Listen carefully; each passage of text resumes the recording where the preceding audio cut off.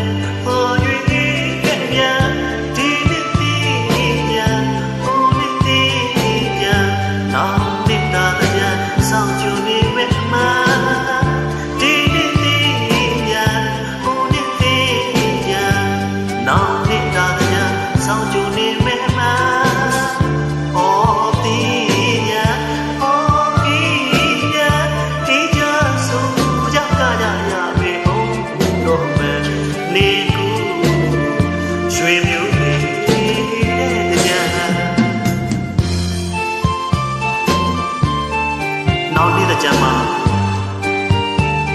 ကျွန်တော်တို့ရဲ့လူလားတောင်းတနေတဲ့တကြံကြီးအပြန်ဆုံးပြန်လည်ရောက်ရှိပါစေ